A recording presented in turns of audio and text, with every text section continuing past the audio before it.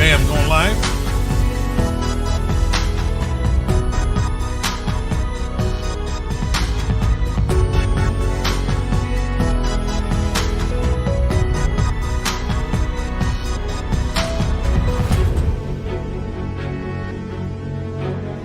Okay, up on Facebook and YouTube.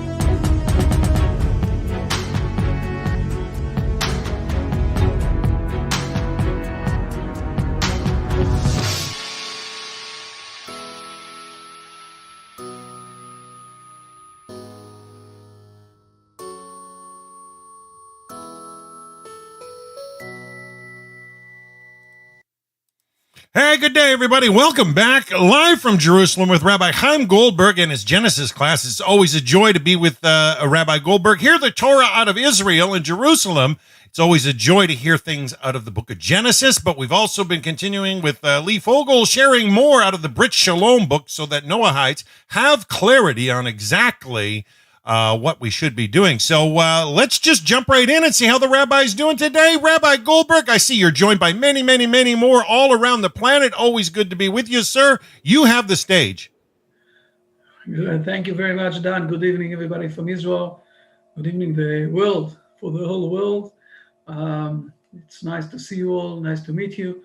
It was very pleasant to see you all yesterday, and I hope that what we had yesterday, it's only the beginning. I know that Dan is intending also to do some promotion for that also. So thank you for Tony, thank you for Cole, thank you for Dan for that. I think it's an opportunity for the community to grow up, to bring more people, to have more togetherness. And I think that this is very important, especially in those days. And who knows, suddenly you will find that people, close to you, you know them, and you will manage also to have groups like we have in India. Let's dive inside straight ahead to the Genesis, because Lee is going to join us soon, and we don't have a lot of time today with Genesis. So with your permission, I'm going to share the screen. We're going to dive inside and to start to learn things. It is, I think, this is it. We came already to the stage of Genesis chapter 9 after the flood. Noah is going out from the ark. We saw that last week. We saw those verses, and we want to dive inside to the first part after he went out from the flood. So please, Dan, read verse number 1 in chapter 9. Verse number 1, and God blessed Noah and his sons, and he said to them, be fruitful and multiply and fill the earth. Okay, so basically what we have here, it's very important to understand. Suddenly we're getting again another blessing. The question is, why do we need another blessing? We got the blessings already in chapter 1 when God created Adam and Eve. In chapter 1 also he says to them, be multiply and be fruitful. So why is he supposed to give it again, God? Okay, this is the main question. And the answer is very, very simple. It's because maybe we need to see the similarity.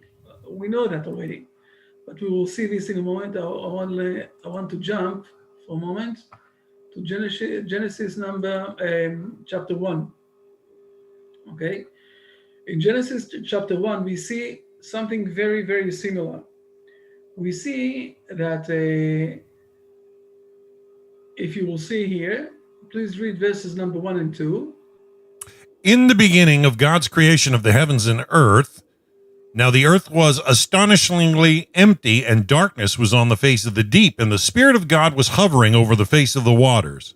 So the same thing happened when, in the beginning of the world, there was water, a lot of water, and then God appeared from this water and started to reorganize everything.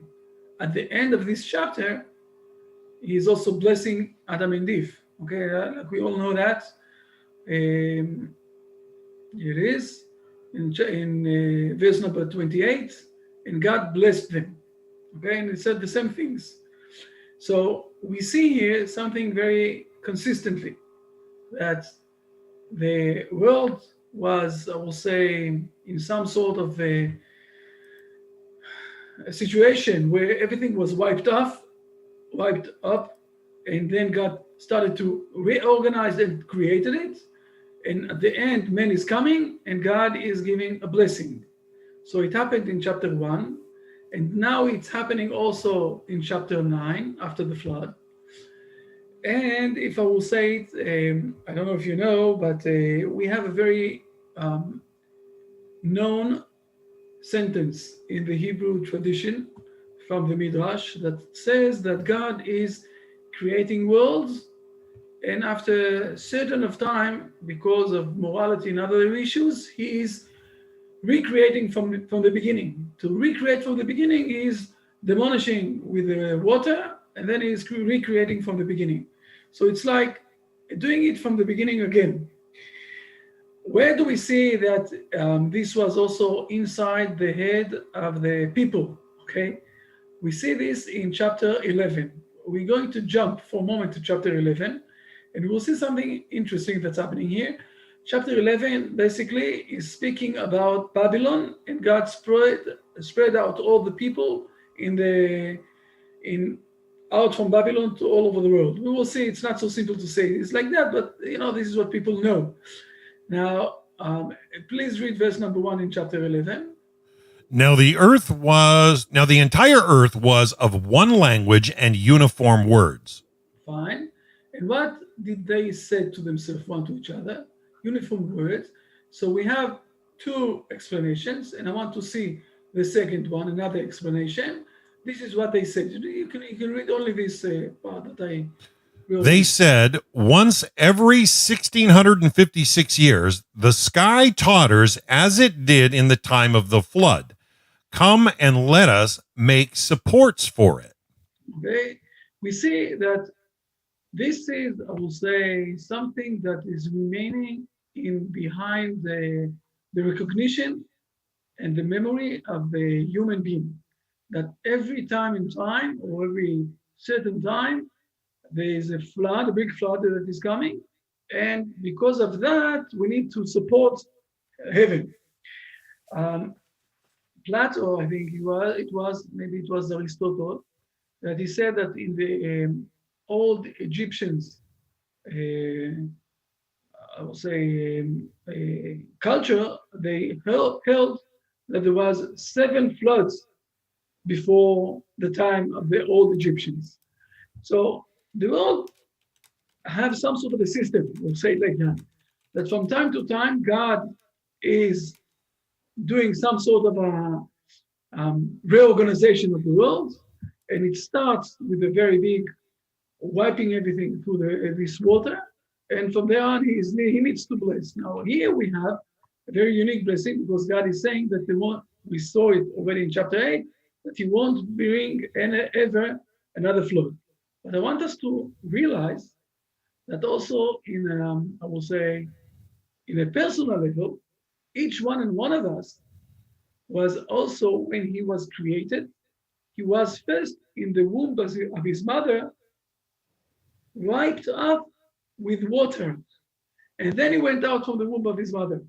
So it's very similarity also for the birth of every human being, that he is coming out from the water, and from there on he needs to bring everything here in life to come to reality. And what we see here in this verse, that we need to start everything with this blessing of God, so it will manage to be fruitful and to multiply. Without the blessing of God, it can't be not fruitful and not multiply. Those are things that are related to the blessing of God. The nature is closed. The nature is not giving, I will say, more than what it has inside. To have more than what we have inside, this is where we need the blessing of God. So this is the first verse. Let's continue on with the second verse, please. And your fear and your dread shall be upon all the beasts of the earth, and upon all the fowl of the heaven, upon everything that creeps upon the ground, upon all the fish of the sea, for they have been given into your hands. This is the first time that we are allowed to eat animals and fish. if we will compare this to chapter 1, what we saw before. If you please read verse number 29. 29, and God said, Behold, I have given you every seed-bearing herb, which is upon the surface of the entire earth, and every tree that has seed-bearing fruit. It will be yours for food. It's not giving us, in chapter 1, God is not giving us permission to eat animals. Okay? He's giving us only permission to eat seeds, trees, fruit, and everything else that is coming from the ground. But he is not giving us permission to eat animals. Only in chapter 9, we have this situation where God is giving us to eat animals and to eat fish. There is a question, what happened here? What is the difference? How come now we are allowed to eat animals? Now, I want us to realize that there's a very big difference between eating, I will say, the milk of the animals and eating the animals themselves. Milk is something that is helping them. Okay? Usually, they have a lot of times, when they have more milk inside their body and you're not taking this out, it's bringing a lot of illnesses. So we are helping the animals by taking out the milk. And when we're helping the animals, we also can enjoy from this milk. This is one thing. There's a very different thing when you're taking an animal and slaughtering it. You taking the life of the animal. Who is allowing you to take the life of the animal? Now God is allowing us here. God, who gave them life, is allowing us to take life from animals. But the question is why? Maybe you know answers. You want to say answers? I will stop at the share for a moment. And please, let's hear all of you. Why do you think we have permission to eat animals after the flood? Would it be something as a change from the first time round with Adam and Eve, where they were vegetarian, banned from eating animal and flesh? This on a restart, a second chance, then the rules would be changed slightly to see if that had an effect. Fine, excellent. But why do we need to change this rule? This is my question. You're right. Rabbi, Good. You're saying you're nailing it. But the question is why? Why do we need to change Rabbi, the rule? Yes. if I may, Yeah. we were on a lower level after the flood. That's why we were allowed to eat meat. We had descended level. Wow, you're saying something very, very good. You're saying that because we went down one level, this is why we are allowed to eat meat. Let's try to expand this a bit more, what you're saying. You're saying good things. This is one way to explain this. Saying excellent things. You're saying before the flood, where people felt with the same level of the animals, so they behave in a very wrong way. Also, they had sexual situations with the animals. Therefore, God decided to do a definition between the animals and the man, okay, and the human being, by putting the animals one step below and giving the man, the human being, to feel that he's a bit, upper than the animals.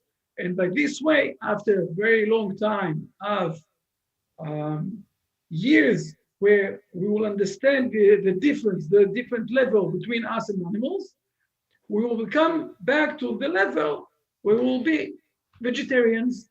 Like we see today that a lot of people in the world are trying or desiring, asking, pushing that we will become back vegetarians.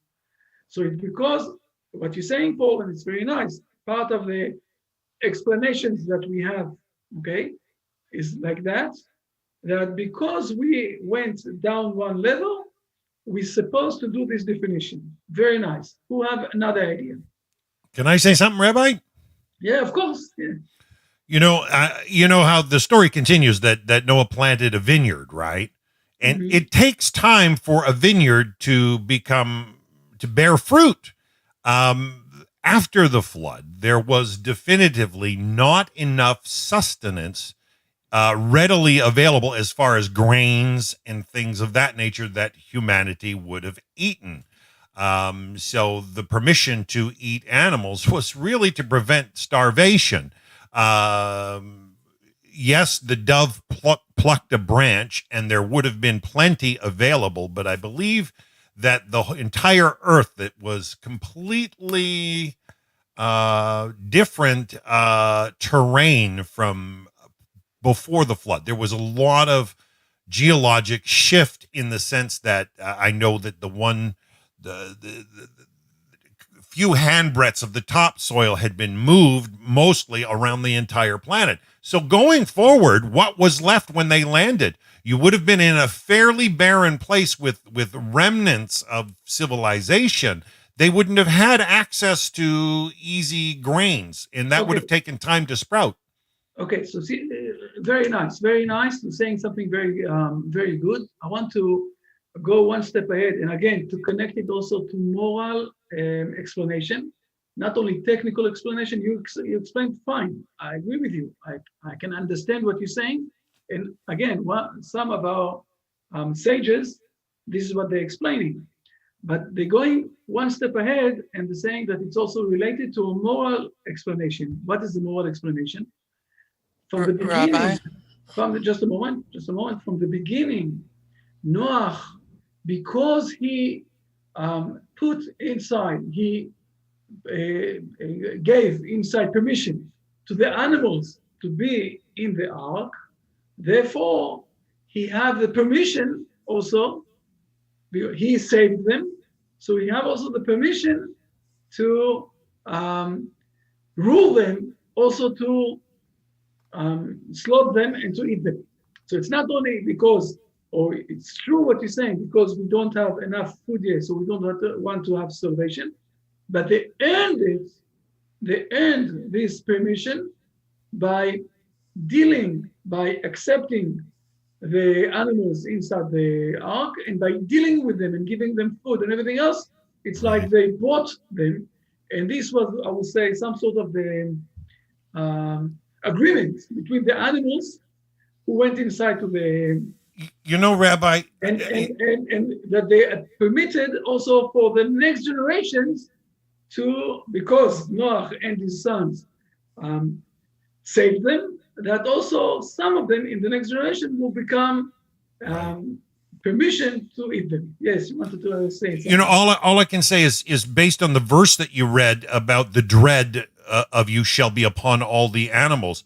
What I see in the record, the tangible record, is that humanity became an apex predator, whereas prior to the flood, there were apex animals of similar kind, like saber-toothed tigers. I mean, we know that some continued after the flood, right? But they weren't saber-toothed, right? They were just of the same kind.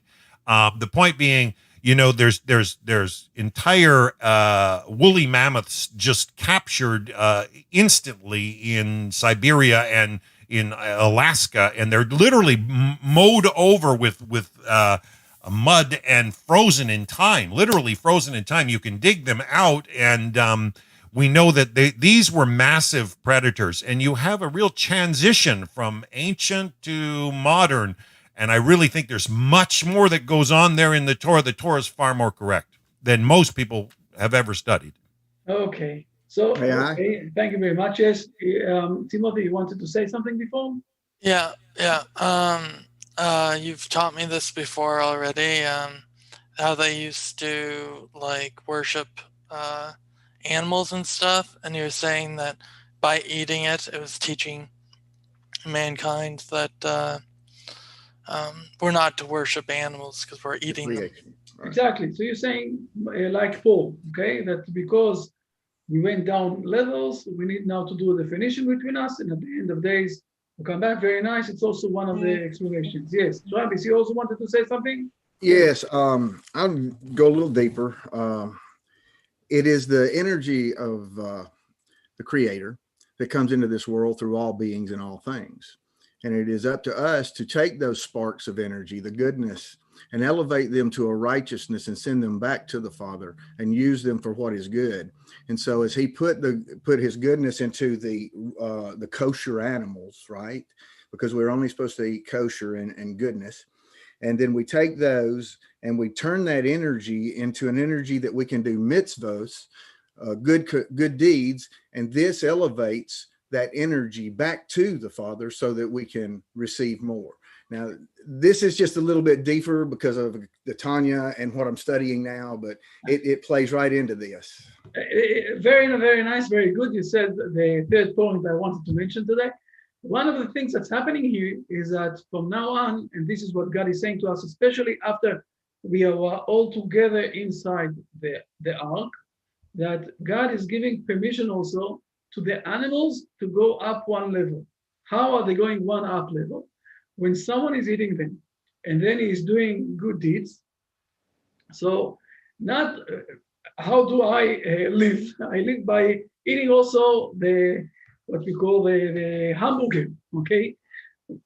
I'm eating part of the cow. So now this cow that is part of me is also doing good deeds. And this is one of the ways that we are elevating all the world. We explained this once, I think it was a year ago, when we spoke about Abraham that gave people to eat. And the eating that we have, and it's very essential in our life, this thing of the eating. We do it 3 times a day and look at a lot of the economy is going to how to eat the food and how to have all sorts of diets and all those things. But the eating that is very essential is part of managing to bring other parts of the of this thing that God created here to become to a level of knowledgeable and understanding by becoming part of man. And then when man is doing good deeds, he is managing to elevate those things. And also now, till now, the animals didn't have the option of doing, moving up one level. Now the animals are getting this option by that God is giving permission to men to eat them. So we spoke here from few, I will say, if I will conclude it, from few points of views. One side is when we can say that it's because men went one stage lower, and because of that, we need to do a separation between him and animals. And the other side is when we're saying that the animals are supposed to go up one level by getting permission that men will eat them and will elevate the animals. So those are two sides of one coin, of one understanding, two different sides. And this will be the difference when we will, the future will come and we will see what will happen with this thing. Let's continue on, okay? Let's continue on. We have another few minutes before Lee will stop me and say, yeah, it's my turn and everything else. And people went inside. No, it's okay, everything is okay. So now we saw in verse 2, and please read verse also number 3. 3, please. 3, every moving thing that lives shall be yours to eat. Like the green vegetation, I have given you everything. Okay, this is what we explained a bit more, that you are allowed to eat everything. Please read verse number 4. But flesh with its soul, its blood, you shall not eat. This is something that it's not really clear, we'll say it like that. We explain that, this is what the normal explanation, and we're going to come to this chapter in Brit Shalom later on, another 2 or 3 months, that we are not allowed to eat something from the animal while the animal is still alive. Okay? You're not allowed to eat flesh while still there is the blood inside it. The blood is the life, but it's not really clear how it's written down here. And it's very important. This is something that we said already more than once, that this is the very unique mitzvah, very unique deed that we need to do. And the explanation for that is that God is teaching us to have a bit of patience. When we were, I'm speaking ages and ages ago. We were hunters. Okay, it's not like after that when Noah came and started to build up the winery and other things. We were hunters. As a hunter, you might find yourself when you're killing the animal from far away and you're running to the animal and you're very hungry. So you're starting to eat the animal just like the lions and others, while the animal is still alive. And one of the things that God is teaching us here in this mitzvah, in this deed that we need to do, is to have a bit of patience. Before the flood, one of the things that happened there was that people stole one from each other. They took things that are not theirs, one from each other. When you're stealing something, it's because you don't have patience to earn enough money to buy it. So we're starting to see that this is something that is related to things, how people behaved before the flood. Before the flood, they had no patience. They were working half like animals. And God is saying to us, as human beings, wait a minute. Be with a bit of patience. This is the first step for all of the moral, I would say, behavior that you can have. The beginning of everything is to stop for a moment and to think. Stop for a moment and to adjust yourself, how exactly you're going to behave. And this is what God is saying to us. Behold, don't eat straight ahead from the animal when you're capturing the animal. Take one step backwards, wait for a moment that the animal will die, and only then eat from the animal. That's huge. Yeah, it is. It's also bringing us not to become very cruel to the animal. Right. I mean, take one step backwards. You're taking the soul of the animal, and who is giving you permission for that? God. But please do it in the right manner. Okay, do it in the same thing. Rabbi, can I make a statement about today we use refrigerators, and refrigeration did not exist just even 150 years ago. I mean, people had ice boxes here in the West, but preservatives. And so from my understanding, for hundreds and thousands of years, there were marketplaces that would hack off a limb and sell you a limb and just tie it off, and the poor animal would be suffering. And markets functioned that way normally because they wanted to preserve the animal as long as possible while being cruel or careless to the animal just so they could sell it fresh. And since we've had refrigeration in our generation, we don't even think in those terms anymore because we have refrigeration and we buy out of a grocery store. But in reality, there was cruel behavior going on in the marketplace just for basic sustenance that people integrated into their characters. They didn't care. They were cruel. Yeah, you're right. You're more than right. In the Hebrew tradition, we have a lot of ways how to restore the meat for a very long time. Today, we're also using a lot of those things. It's not but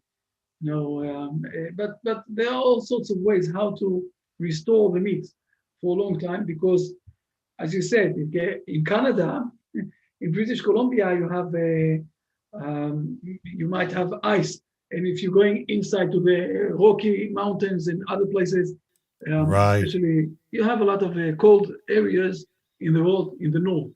But you're more than right. There are a lot of cruel behavior that we have markets in the markets. Therefore, this is one of the things that God is teaching us here: how to behave in the right way, to grow up morally, and not to become, I would say, not only cruel, but not to become a very immoral person. Okay, so now we remember that we came to verse number 4, and we will continue on verse number 4. Rabbi, may I ask something? Yes. I wanted to ask about the verse number 2, where I can't see it on the screen. It says that all the animals would fear fear man, like, and your fear and your dread shall be upon all the beasts of the earth. Yes. I just want to ask, like, in that case, we see that lions and some tigers sometimes, attack humans. So how does this verse fit in this situation? It's a very interesting question, and I will answer that with your permission in a very unique way. There are people, okay, who here it says that it's also related to the image of God. Okay, we say it in verse number 5, Right. verse number 6, if you will see. For in the image, we didn't came to this verse yet. For in the image of God, He made man. But we need to understand that it's related. So when you have someone, or when you have people who lost the image of God, so the animal is saying, who said that you are better than me? When someone have the image of God, so the animal have a bit of respect. But when someone is behaving like an animal, who said that the animal will have respect? So our sages always said that when you will behave like you have an image of God inside, not in a cruel way, so this is where God, or usually the animals won't come after you. But if you won't behave in the right way, it might be that the animals will come after you. Now, it's not I will say a physical law, okay? We can see from time to time also that animals are coming to righteous people. But mainly this is the situation. The situation is that when someone is behaving morally in his life, the animals have some sort of respect to him. Again, it's not a physical law, but it is happening. And we need to know that this is a part of the things. So ask yourself, with all of the places that you see suddenly that animals are doing this. There's another thing. It's very complicated, this question, because there's also the thing of where God, we didn't came to this yet, okay? Where God is punishing people through the animals, okay? And this is also part of the things, but those are different issues. Maybe we'll go inside to this next time, next week, okay? We'll Okay. I think I've become infamous for asking such complicated questions all the time. Feel comfortable. This is why we're here. Cool, Okay? cool. Thank you, Rabbi. We're not here just for saying one to each other, Putzi Mutsi, how nice you are. You need to. Yes, Rabbi. Okay. I was making an observation of some history where a lot of the native tribes used to take a bite of the heart, a bite of the liver. That's the two places where the blood is. And when we go back to Cain and Abel, we find that the bloods cried from the dust where the blood was. So the soul is in the blood, is it not? Our life is in the blood. So that should be the soul. And if, like these other angels, they were taking on the essences, or believing they could take on the essence of the animal and its strength by eating the blood and the blood pumping, cleaning. You're right. There are different levels, what we call nefesh, neshama, nefesh, ruach, neshama, chaya yechida. I didn't went inside to this part. I said it more, in a overall thing. I don't think also that in the English you have different words to each part of the soul. I think you don't have. You have it only in the Hebrew language. But okay, you went inside to something that I didn't want to go inside to this now. It's very deep, very profound issue. Michaela also wanted to ask something. Yes, before we're going to leave. Yes, okay. Just a moment, Michaela. You need to say, we want to clap to Michaela. Welcome. Oh, don't worry. Michaela is in Italy, and yes, Michaela. Yes, I'm from Italy. Yes, that's right. I'm Romanian actually, but I live in Italy for 13 years now. So anyway, my question is related also to verse 3, which says that you may eat from everything that moves, that has life in it, right? I'm paraphrasing. Okay, so every moving thing that leads shall be yours to eat. Right. Is this, let's say, the permission given to humanity to feed itself from every kind of beast? So eat every whatever kind of meat it has available. Non-kosher. Yes. The answer is yes. Non-kosher, exactly. Non-kosher. Yeah, the answer is yes. Yes. The answer Okay. is yes. Okay. Okay. People Okay. are allowed to eat also non-kosher, Noahide people, and especially I can tell you something. We don't have here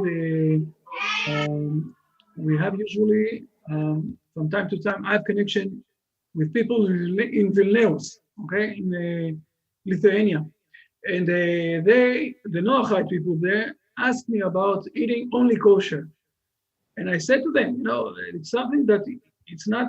You don't must eat only kosher. And in Lithuania, it's very, very hard to have kosher food.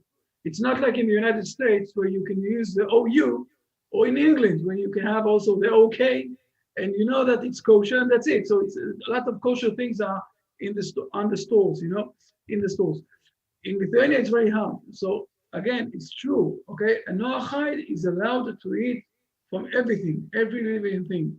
So you don't need to be more religious than the Pope. I'll say it like that. Don't need to be religious. It's complicated, so it's okay. I just want to add something real quick, if you don't mind. Nevertheless, I think it is our responsibility to enforce certain laws to make sure that the animals are not slaughtered in inhumane ways, and also kept well, given, being able to go outside in the pasture and graze freely. Because in the United States, I don't know if a lot of people know this, we have slaughterhouses, and the chicken is born into a little coop and never goes outside. And by the time it's an adult, they just automatically cut their heads off. So I think as a Noahide, maybe we don't have to eat kosher, but we can still make demands for government and for the cities to ensure that the animals are kept and slaughtered in a humane way.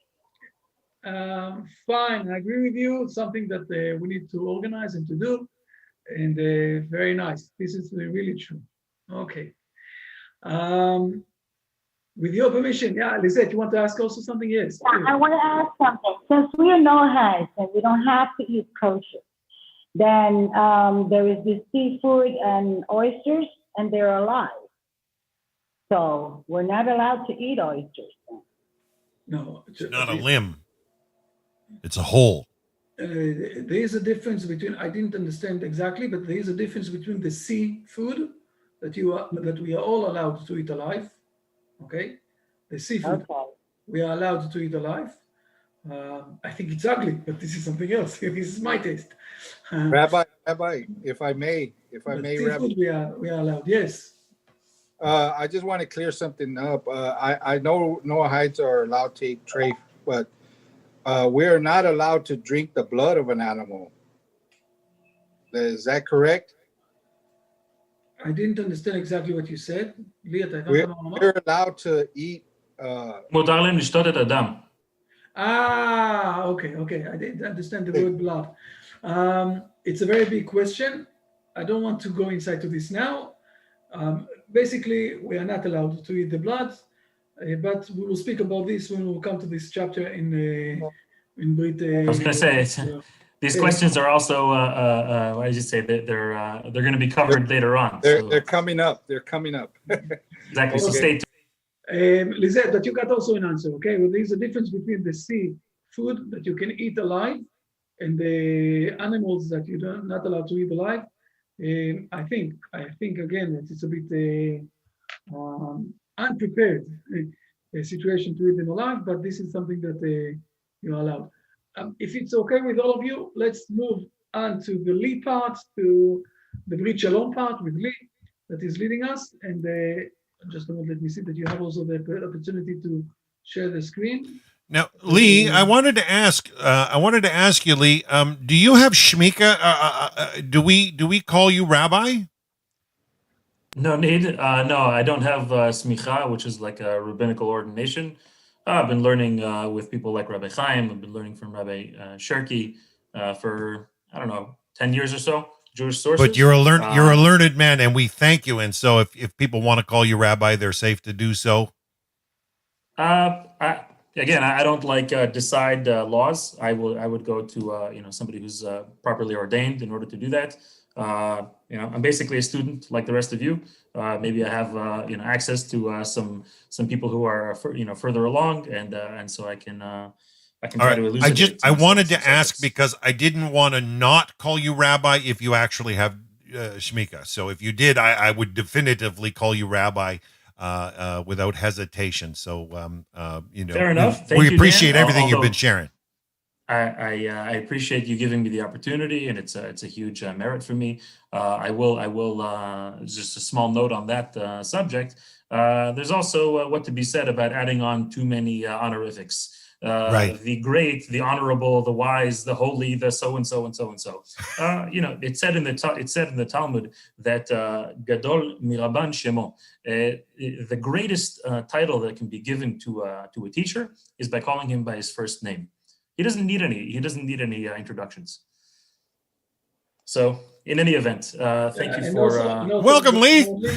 I also I must say that it's we are together, Lee and me together here. So it's also Lee that is a very knowledgeable person. He also, Lee, by the way, he did the proofreading for the Brit Shalom. You have everybody who's buying the Brit Shalom is also getting it after the proofreading of Lee to the English. And this is why we decided together that Lee will lead this learning, but we are together preparing things and also in this classroom together with me also. So it's okay. Lee, very the good. stage is yours. Yes. Okay, so yeah, I was going to touch on that subject later about what is a rabbi and who to turn to, which authorities to turn to in order to receive the proper tradition. Fine, so thanks again, everybody, and Shavua Tov. We had in the West, actually, I'm not sure about in British Columbia, but at least in America, where I was raised, we had the Thanksgiving holiday, which I think is a nice. It's a nice idea for basically anybody to get along with. Giving thanks. That's something that we try to do on a daily basis, but it's nice to in any event. So happy holiday, and blessings from Israel. So I need to share my screen as I always forget. There we go.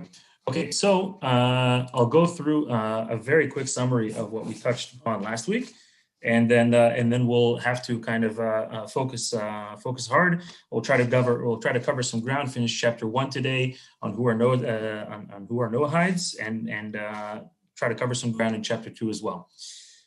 So we finished up the introduction last week, talking about high level stuff, what Judaism and Torah are coming to bring to the world. We started chapter 1, in which we discussed, I think, only the first few clauses, but one of the main points that we detailed, human beings being created in the image of God. One of the chief commentaries that we brought is from Rambam, the Maimonides, who interprets this as free will, right? So we talked about this subject that the Torah underlines the concept of free will, and this, of course, makes a person responsible for his actions, and also frees him from basically imprisoning himself in a bunch of different conditions. We continued on. Okay, clause 2, that the Noahide laws are basically binding on all of humanity. I was reviewing some of Rabbi Sherky's material on the matter, and he actually highlighted his wording here for primarily. He wanted to say in writing this, and it's a point that'll come up in a few different clauses in our learning today, that the Noahide laws are a foundation. They're a foundation, and they're kind of the entry pass for all of humanity to be part of perfecting the world, making the world the resting place for the divine presence, but they're just an entry pass. Okay, so there are plenty of other areas of life that require a person's learning and spirituality and connection to God. Fine. Okay, so we'll just review again. I'm reading here number 3. Okay, we talked here about I'll just read the text. Every person has an obligation to accept the binding validity of the 7 commandments that were commended to the descendants of Noah. I'll just read number 4 quickly. We'll just read it all as one. Aside from accepting the validity of these laws, each person must actually observe them in practice. Okay, so we talked about also it's brought in the Torah, right? At the giving of the Torah at Mount Sinai, right? The Israelite nation says "Na'aseh v'nishma," right? We will do and we will also hear, meaning we'll also understand. There's a huge difference between kind of accepting the validity of something and actually bringing it into action in one's everyday life.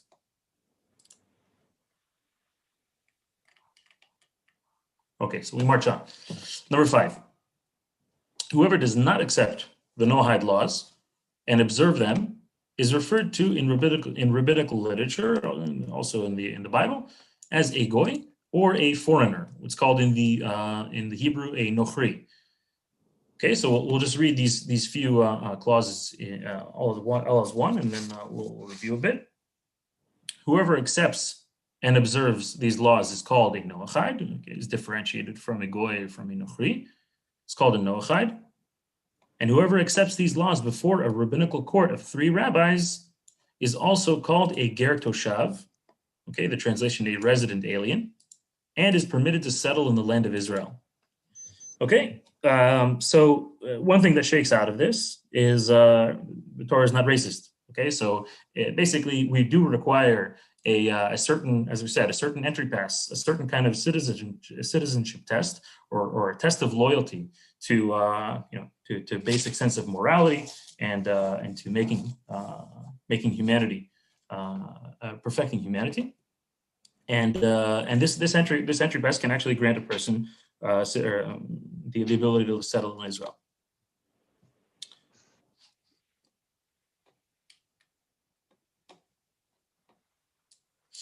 Whoever accepts these laws out of recognition of the truth of the Torah of Moses, as transmitted by the children of Israel, is called a righteous Gentile, and has a portion of the world to come with the Jewish people.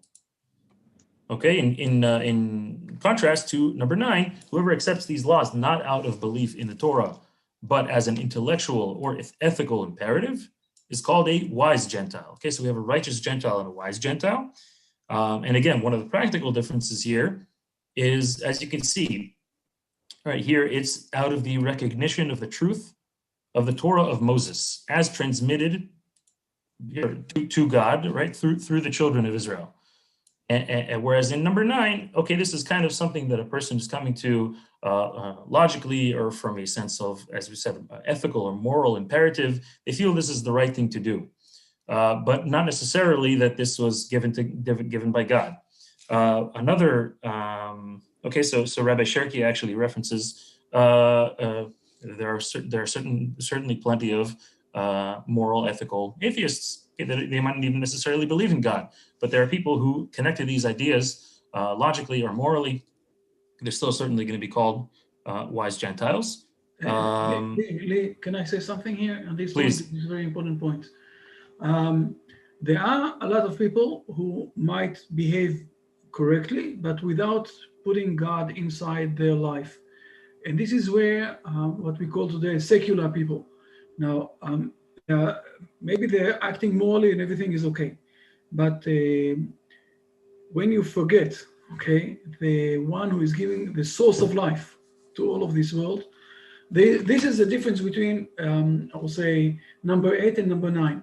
In number 8, you're doing those things mainly because you want to be connected with God.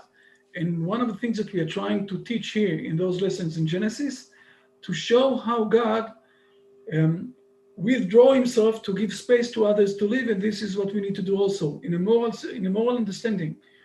In note number 9, Okay, in halacha number 9, we see that people are doing it because this is what they think it's a good behavior to do. We had in the 18th century a very important person. His name was Immanuel Kant, and he said, like in halacha number 9, that it's very clear understanding logically to behave correctly. Now we all know where it went in the 20th century with the Germans and what happened there in 2 big world wars. So when you're starting to think logically, it might also bring you to all sorts of things that you think that everybody else is supposed to think like you, and if not, you can kill them. And this is a difference, the main difference between 9 and 8, because if you understand that people who are being in this world because of the image of God, this is, or you're putting God inside to your table when what you're thinking and what you're doing, and you want to imitate God, things are much more stronger than starting everything from your mind.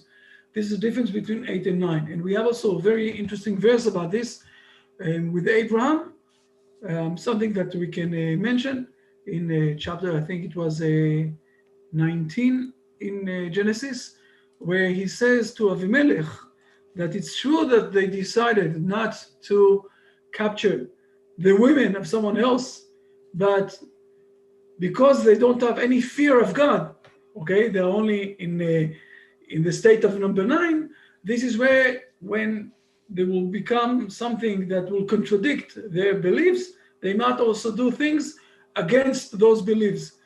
When you're putting the fear of God inside, when you're having also the Almighty God that is giving you life inside this table of understanding, this is where you're behaving differently.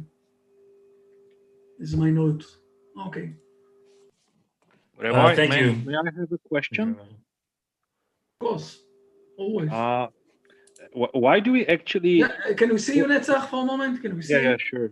Sorry, Czechoslovakia, come on, you know. Can you see me now? Yeah, we can see you. Yes, fine. So my question is, why do we actually call these Gentiles wise? Because there are verses in the scripture that say that the beginning of wisdom is fear of Hashem, right? And so if you are missing the fear of Hashem, why are we calling them wise? Is it just to give us a lesson that we should never think of somebody else as not being a wise, and that's all? It's like more like politeness, or is there some deeper reason why we call it wise Gentile? There is a book that was written down by one of our sages 200 years ago, where he is showing that every time in the Bible that it's written down the word wise, the meaning of this is also that it was someone who had the fear of God, what we call Yirat Shamayim. So it's true that inside the Bible, wherever it says wise, it's also meant that someone is behaving in the right way. We calling it, and the Rambam is calling it already, a wise person, but not only the Rambam, we can see it also in other resources before the Rambam. And I think that it's because when someone is behaving in the right way, even though he is not putting the fear of God inside, he is still a wise person. Okay, you can't say about Immanuel Kant that he was a stupid person. He was wise. So first of all, the truth is that they are wise. Now, if they don't want at all to bring also God inside to this conversation, so they are lacking something very, very important. But it's not saying that they are not wise people. The problem is that they might be too much wise, where they put only their brain inside instead of understanding that there's something else that's giving them life. So their brain is like, they're putting the brain in a situation where the brain is like the sun, that you can't see anything else because only the brain. So they don't have place or space to bring God inside also. So they are so wise, only the brain. Rabbi, that same word for wise is also used for the people in Pharaoh's court, the mystics that were in Pharaoh's court. It's also used for the people that were in Babylon as well. I mean, during the time of Daniel, they had wise men that could not interpret. They had Pharaoh had wise men that brought the serpents, or the rods turned to serpents, and then Aaron's rod ate them. Understand that the term being used has to do with an intellectual degree. Doesn't have to do with the moral imperative that's discussed in chapter 8 or point 8. You're right. I won't go inside to this book that I mentioned before about one of our sages. You're right, but this is what I'm saying. It's not that they're not wise people. They are wise people, but they are so wise that they forgot God. Maybe at the end of this session, I will show you a short video of 3 minutes of someone who is a unbeliever. He doesn't believe in God at all, and we will see what he has to say about becoming moral without God. It's very interesting, very short film that I will show you at the end of this lesson. Yes. Yeah, Come on, Rabbi, Mr. thank you very much. You have definitely resolved my dilemma. Thank you. Okay, thanks. If I can, I guess, summarize it to make sure that I understood as well. First of all, Rabbi, can you just mention the name of the book? I need to find it. I don't remember the name of the book. I will find it. Okay. Okay, I'd be curious to see it as well. But if I may, basically, we're saying that a person who is behaving morally, he may have wisdom, but a person who infuses such wisdom with the knowledge and fear of God, he will have lasting wisdom. So it's like a person can behave morally because right now it's useful. But if God is not part of the picture, then when it's not useful anymore, they're not going to behave morally. Also makes sense to me. Thank you very much. Okay. This is also a good explanation. I would have a more practical question, if I may. Please. Okay. So on point 7, okay, whoever accepts these laws before rabbinical court of free rabbis is also called and so on. So what about today?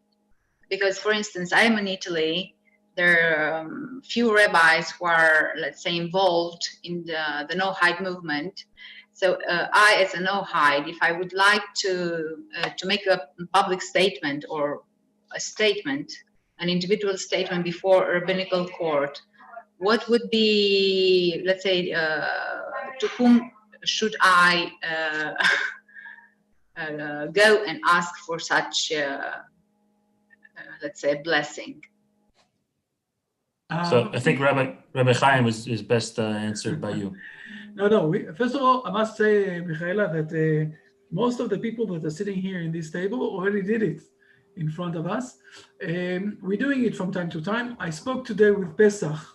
Again, most of the people here know also Pesach, that is involved in the English speakers. I spoke today with Pesach, and we intend to do something like that again, another 2 or 3 weeks. We will publish the time, and the people will come and do it also in front of people. I must mention also, it's very important to understand, to remember that for some of our sages, it's a very big question. Do you need to have it to do it in front of 3 rabbis, or do you need to do it also by yourself? So, and we do have also when you do this statement for yourself, it's also very, very, it's a first step. It's good. It's very good. And usually this is what's happening. Okay. We have a few hundred people already that did it in the last few months, and by yourself, and you've got also the certificate and everything else. But soon we're going also to organize again. We're doing it from every month or something like that. People are gathering, and people are doing also the statement in front of 3 rabbis, and they're getting also a very big certificate that is related to that. But, okay.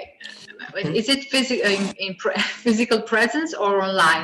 How do you manage this? No, you're always welcome to Israel, but today with the coronavirus, we're doing it through exactly. We're doing it through the Zoom. It's also okay. Okay, great. Thank you. I was going to ask the same thing. Thank you, Michaela. I'll also mention a point that Rabbi Sherky raised in his elucidation of this law here, number 7, that I guess, well, he said in a country, but it may also stand if like an entire town or entire city or a portion of a nation is beginning to adopt Noahide law. Basically, he said that a person is de facto born Noahide, right? If the entire society has accepted Noahide law, so effectively the person is born into it. So it'll be a good question. Please God, we'll get to this. We'll get to this level. What should be the law in this situation?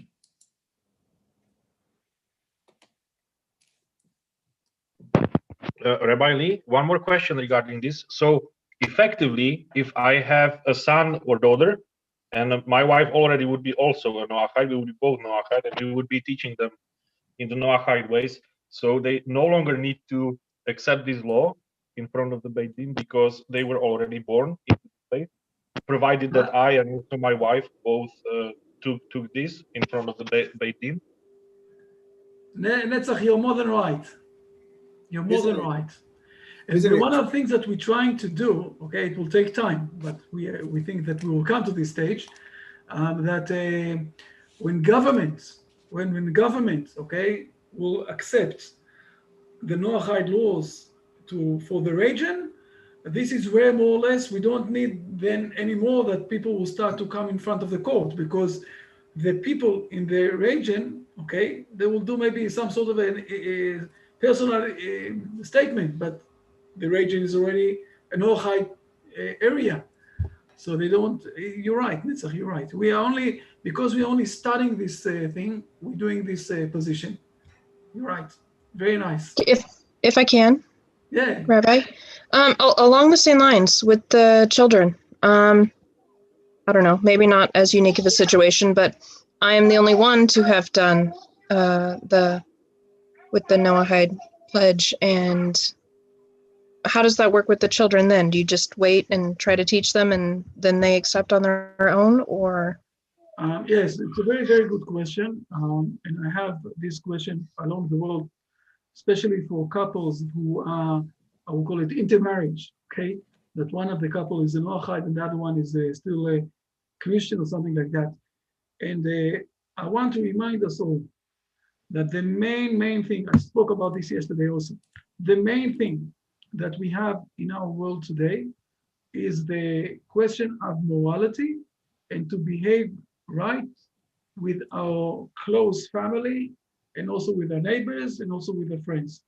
And it's very important not to become weird because we starting to see the light, and because of that to behave in a way that will bring people to become far from us. We know that there are people who are behaving or acting wrongly in their mind, and they're still in a situation where they are still in other, I would say, beliefs.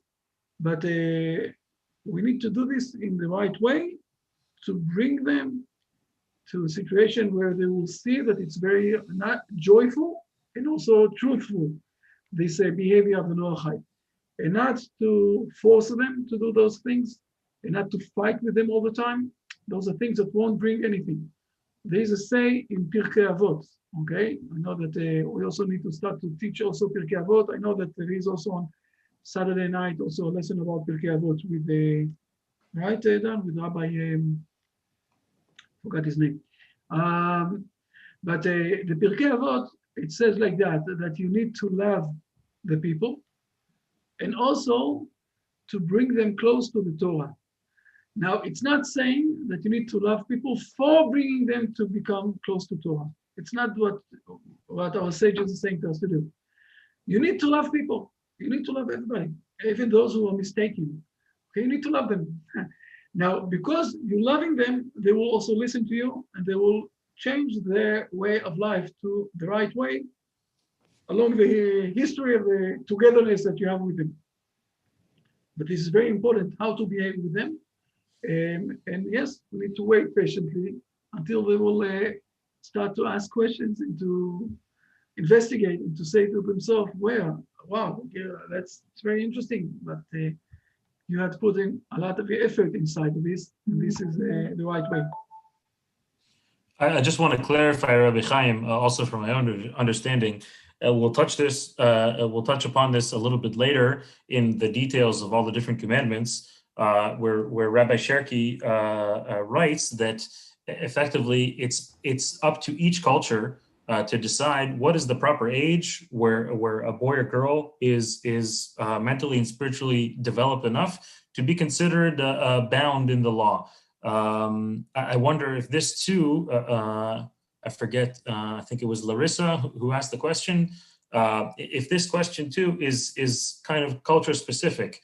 If a child is less developed, so they're still kind of included in their parents' way of life, and the parents begin to lead a way of life in accordance with Noahide law, and so effectively the child is kind of included in that. I wonder if it's a culture-specific law.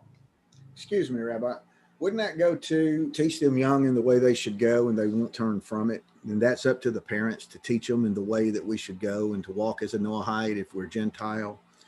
And that's You're right. You're right, Travis. Nevertheless, the question is a practical one.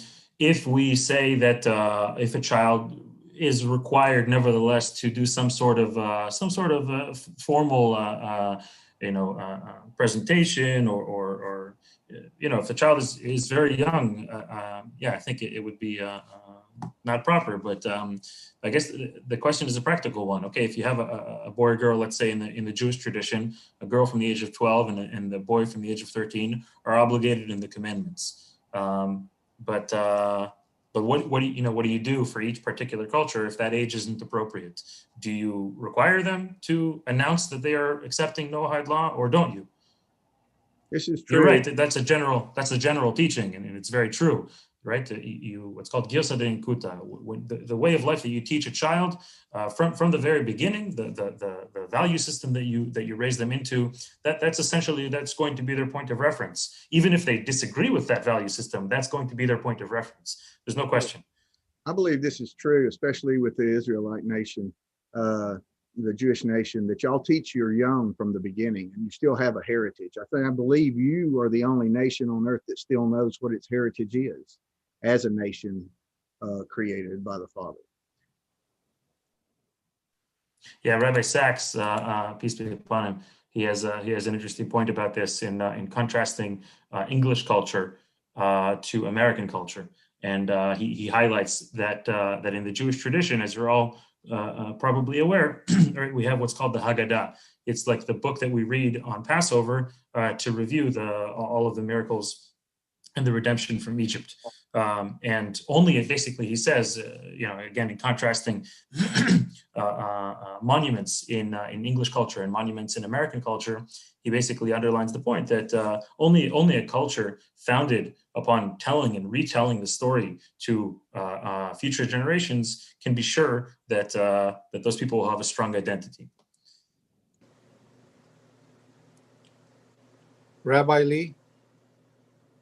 Hi, Paul. I do have a question. Here in the U.S., if I'm not mistaken, President Reagan, back in the 80s, accepted the Noahide laws for the U.S. And then I think later on, President Bush Sr.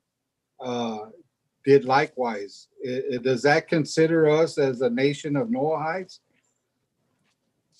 That's a very interesting question, especially given the backdrop of American culture, which is, even if not officially, is very heavily influenced by Christian theology and Christian culture.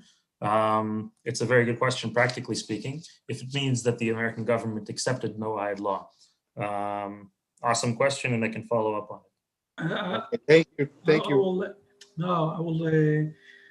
I will speak about this again with Rabbi Cherki. We spoke about this once. I will ask him again. I will speak with him again. But basically, they didn't accept the 7 Noahide laws as a part of the legal system. As you know, I will say more than that. They didn't also say that they're moving the Christianity understanding from the United States.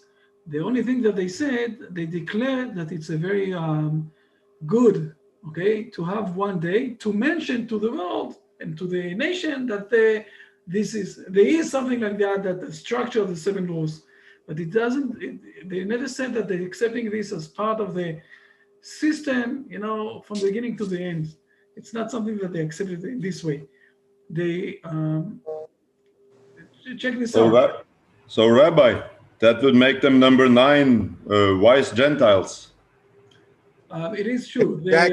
Those two, Reagan and what's his name, Bush, the son, those two were very wise in their behavior, especially politically wise.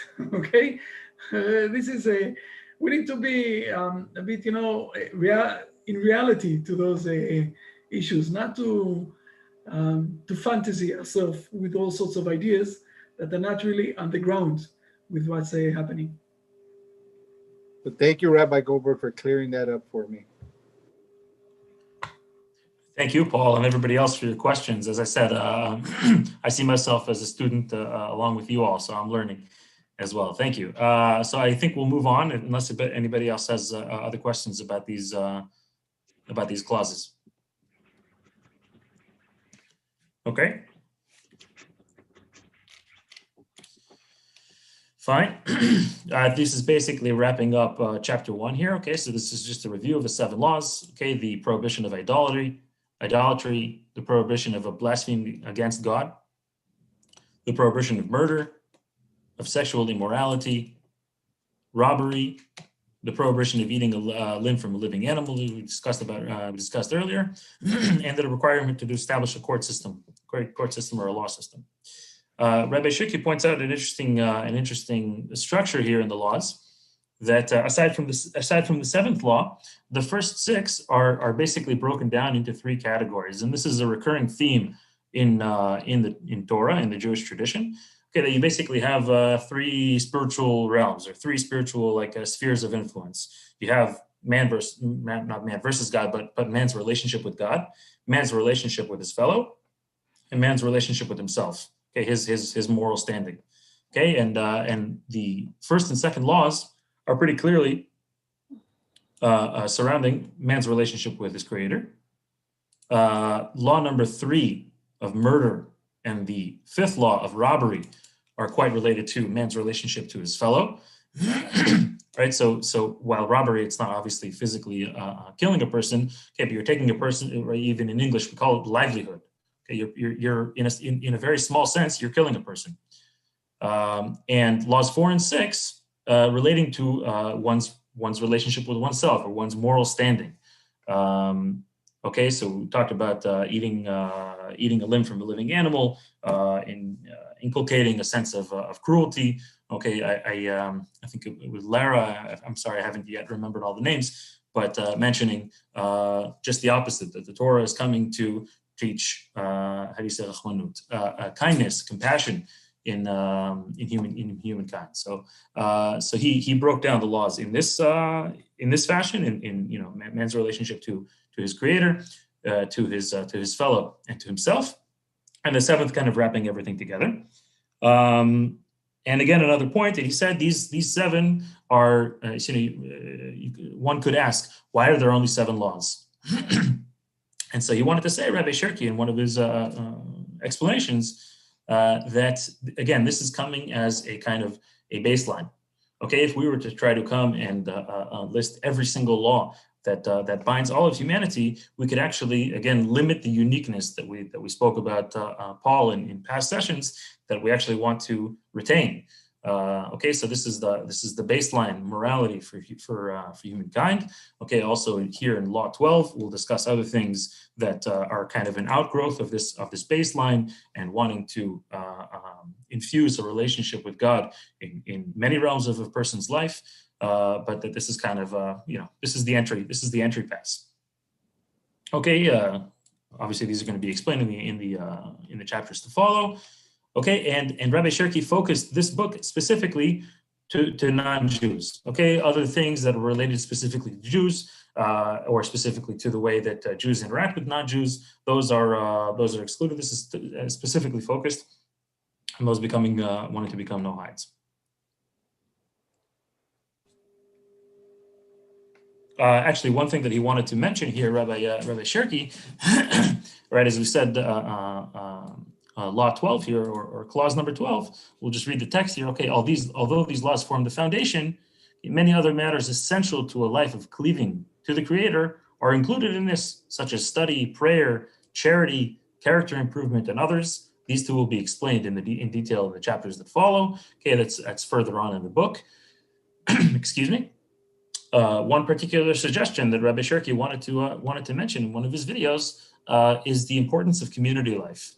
Okay, and this is something that has kept the Jewish people alive in exile for thousands of years. It has become of a little bit less importance now that we're back in Israel and our society is basically being resurrected. But the importance of being around those who believe in the same fashion. Okay, this is obviously a very common thing in all of the religious streams. But the importance of studying together, of praying together, even sending children to all children who have the same kind of belief structure to a school, so where they can all kind of learn this together, as Travis was mentioning, kind of inculcating this in the new generation from a very young age. And sure, we want to educate our future generations to know how to handle opposing opinions and to know how to be accepting of those who live differently and in ways to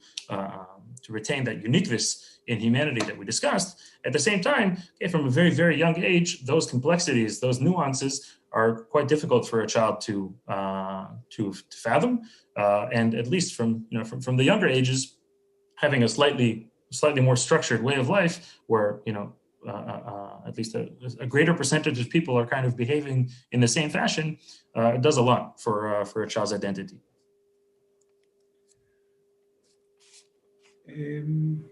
Lee, I think we finished the chapter, right? If I remember correctly. Yes, this concludes chapter 1. Okay, excellent. So if it's okay with you, let me share also the short video that I have, and then if you go have we have something like 10 minutes. Let me see. No, share screen. Here it is. I don't know if someone saw that before, but here it is. Can you see the screen? You see the screen? Can you hear this? Yes, we can see. You can we hear can it? Hear and we can see and hear. Okay.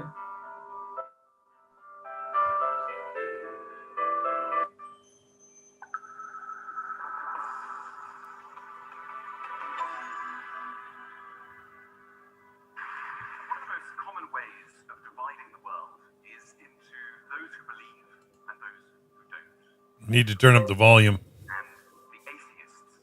And for me, atheism 2.0 is about, in both, as I say, a respectful and an impious way, going through religions and saying, what here could we use? The secular world is full of holes. We have secularized badly, I would argue. And a thorough study of religion can give us all sorts of insights into areas of life that are not going too well. And I'd like to run through a few of these today. I'd like to kick off by looking at education. Now, education is a field that the secular world really believes in. When we think about how we're going to make the world a better place, we think education. That's where we put a lot of money. Education is going to give us not only commercial skills, industrial skills, it's also going to make us better people. The kind of thing at commencement addresses, graduation ceremonies, those lyrical claims that education, the process of education, particularly higher education, will make us into nobler and better human beings. That's a lovely idea. Interesting where it came from.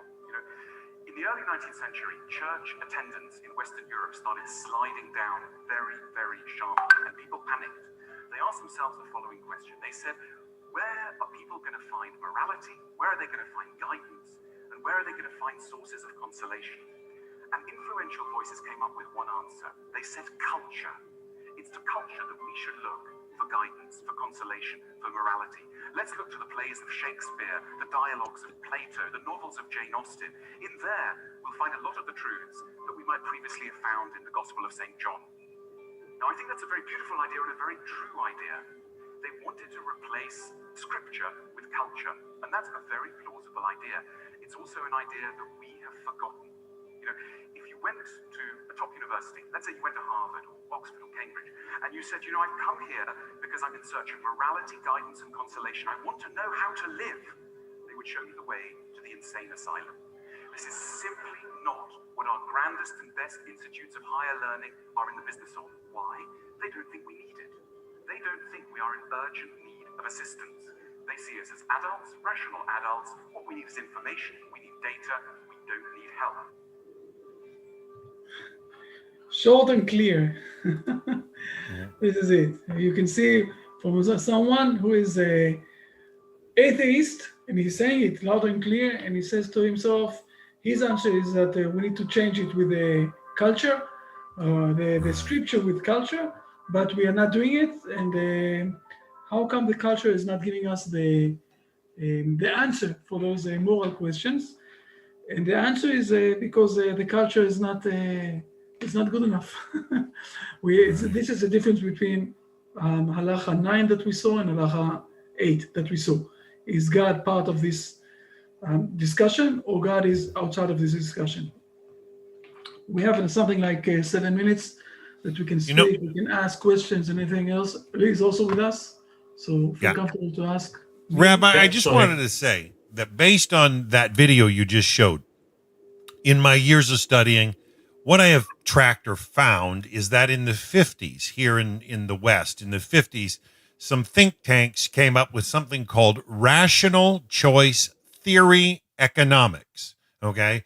And it's what's taught at all these upper end echelon universities, rational choice theory economics. And they firmly believe in what their definition of a rational response is.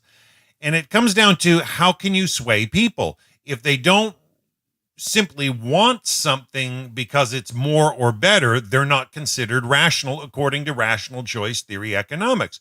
Whereas the truth of Torah has all that morality and has always had it, and it's what humanity needs. But this rational choice theory, if you just understand the pulse of what it is, how it factually functions, and deprograms us from being human beings into just citizens that are purchasers. We're just simply economic consumers. So it changes us from being humans to consumers.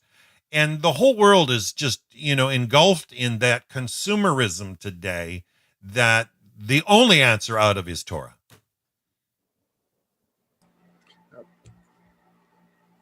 You're on mute, Rabbi Chaim. We can't hear you. Rabbi Chaim, we cannot hear you. Lo shomim. You're right, Dan. We spoke about this a bit when we spoke about the names of the Cain dynasty. If you remember that, we spoke about this, where we're putting from men to functionality instead of from men to stay a man with morality. Okay. I'm amazed it's there in Torah. It's just beautiful, Rabbi. It's just amazing. Could I say something? If I may, though. Oh, sorry, Travis. Go ahead. I was just going to say something about culture, and it's not to the standard that we need to be. We were given 70 different languages and separated at the Tower of Babel because culture had decided that they knew and they were equal to the Father, right? So when we go with culture and we educate everybody to try to educate everybody to the same level, see, we're not raised with the same parents, the same teachers, with the same in each different culture, in each different city, and different sides of the town are different. But we all want to impose our beliefs and our truth on others that never lived our life. So they don't understand where we're coming from, as we don't understand where they are coming from. It's kind of like being an urban dweller as opposed to a city dweller. A city dweller is used to people living at 10,000 people on a square block. They have to get along with those people, right? Whereas rural dwellers like I am, we've got a farm and we don't have anybody for a half a mile around us. So our culture is a whole different culture than they have. So when we try to impose our views on others, we drive them away instead of trying to understand that they come from a different perspective in life than we do. And we have to look to meet their perspective to help them to find the way. That's what I've seen throughout is, and like in our prayers, let each man speak the truth in his heart. Well, each man's truth can be different according to where he comes from and what he is taught, because his truth comes from his mentors. So, Travis, I apologize. I didn't mean to. Go ahead. No, go ahead. I wanted to respond to Dan, but I think the point actually is one and the same for both you and Dan. I think maybe in kind of in a simplistic fashion, the Torah is coming to remind the human being that we're part of the collective. Okay, you could look at it in a kind of, maybe it's irrational to give up a short-term benefit for the benefit of the greater good. Okay, what Rabbi Sachs, peace be upon him, called the economics of we versus the economics of I. At the same time, the point that you're making is kind of a counterpoint. And Rabbi Sherki explains that the first and second temples were destroyed for different reasons. Okay, the first temple focused kind of on the holiness of the collective. Okay, and it led eventually to idolatry. And to other sins, and the second temple was essentially destroyed, as our sages teach in the Talmud, for what's called sinat chinam, baseless hatred. Okay, there was the holiness of the individual was placed on a pedestal, and basically the way he explains, Rabbi Sherki, is that the third and final temple, the ultimate redemption for all of humanity through that. Will be achieved through a very, very delicate balance between the two.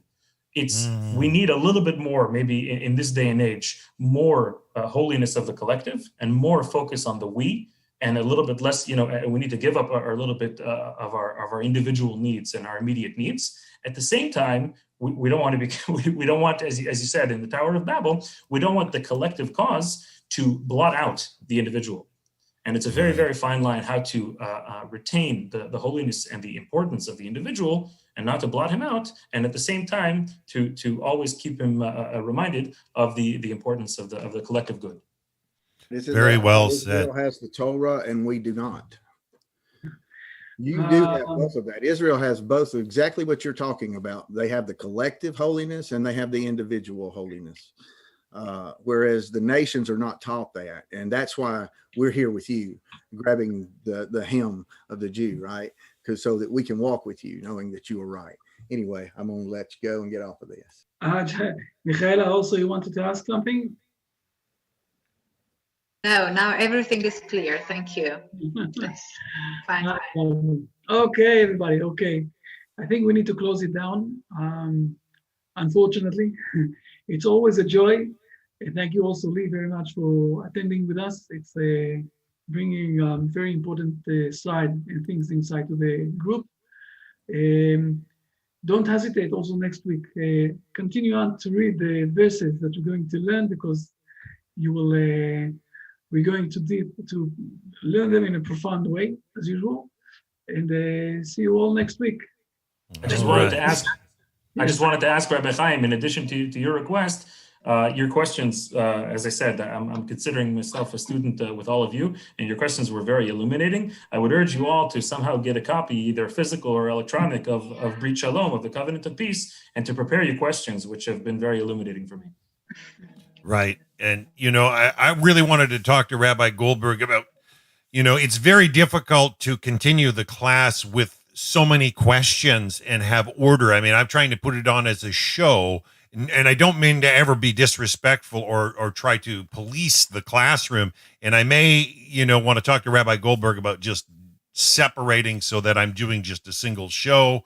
It's difficult. So, I'd rather there's a classroom setting where it's proper to open up. And usually, I mean, in the previous years, we've had a time frame. There's always been another Brit Olam class starting at 11:15 my time, which means we got to get off the air. And so we're also trying to attend to an audience. We're still getting a good viewing on YouTube, and Facebook's actually really picked up well. And it's just always a joy, and I understand the excitement everybody has for hearing the light coming out of Israel, and we have to keep order, and I don't want to be the policeman. So I'm going to wind it down here on YouTube and Facebook. Lee, I think you really hit on some good points. When I listen to like Travis's questions, he's got some great points, and I know that everybody there that's in the Zoom room, we're getting many, many, many more people in the Zoom room, and they're all over the planet, and they're just hungry, they're thirsty, and I want to thank you, Lee, and I want to thank you, Rabbi Goldberg, for sharing. I'm going to log off here in YouTube and Facebook. So till next week, folks, we'll see you then. Bye for now. Thank you. Everybody, we'll speak. Thank you.